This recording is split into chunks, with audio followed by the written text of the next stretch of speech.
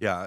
How do you think because when you look at the list of things that they've gotten right and have done good job, murder being down 21%, border locked in, no one's coming in, we're not dealing with any of that stuff. How do you think they handled Epstein? Could they have done it any differently? Because, it was a fumble. It is becoming an issue that everybody's talking about. When it comes down to kids, nobody cares if you're Republican, Democrat. It's kids. You don't mess with kids, right? How could they have done that differently? Our expectation at Heritage in any situation like this, including this one, obviously, is full transparency. And my friend, Congressman Clay Higgins, he's a congressman from my hometown of Lafayette, Louisiana, has been thoughtful in saying, yes, you do that, but you also have to make sure that you protect innocent lives, whether they be victims who've chosen not to be named and identified, or people who might be wrongly accused of wrongdoing. And as long as you can achieve transparency with that, that always needs to be the gold standard. Any administration or congressional leadership that falls short of that is not doing an A-plus job. Right. Did you think Epstein was going to become this big of an issue? I did, because I'm close to everyday Americans. I spend as little time in Washington, D.C. as I can, because it is a place where the water really does taste differently. And so not just because of my job, but through my own hobbies, I'm out talking to everyday people, and they knew something was wrong there, to state the obvious, and they knew that something needed to be done. And if people perceive that there isn't full transparency, all that's going to do in our media environment is just sustain the controversy, right? How do you handle it now? Now that it's front and center, Thomas Massie's up there, Rokana's with him, you got social media behind a lot of guys.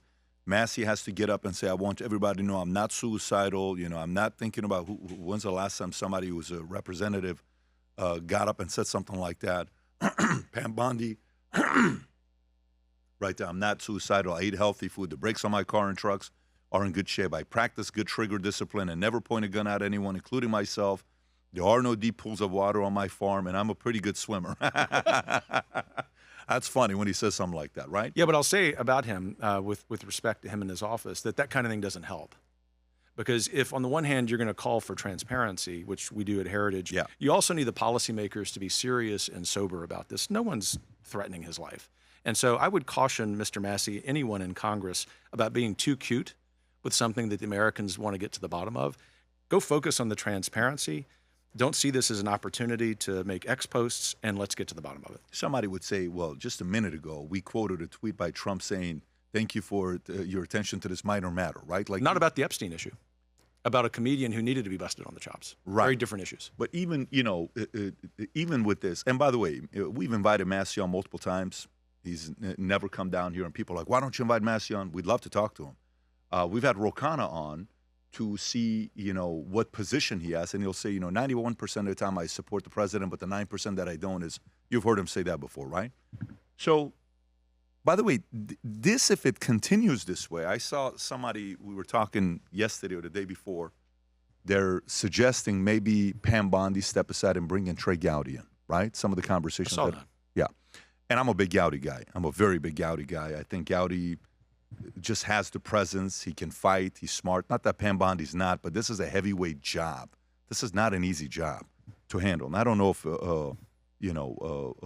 Bondi even expected it to be this difficult, because she made some promises, then she didn't, then it made it bigger, then it was an issue. So what do you do now? Because if it keeps going, it's not going to get any better. Every day something new pops up, and it's just distracting to the current administration with all the victories they're having. I'll leave personnel decisions to the president. He's gotten them right. For us, if transparency was right on day one, it's right on this day. And I think that's the way out of this. Got it. When we set out to create a shoe that blends comfort, function, and luxury, we had the choice to make it fast. We had the choice to make it cheap. We chose neither. Instead, we chose Tuscany, Italy. We chose true Italian craftsmanship, each pair touched by 50 skilled hands. We chose patience, spending 2 years perfecting every detail, and we chose the finest quality at every step. Introducing the Future Looks Bright collection. Not rushed, not disposable, not ordinary. Rather, intentional, luxurious, timeless.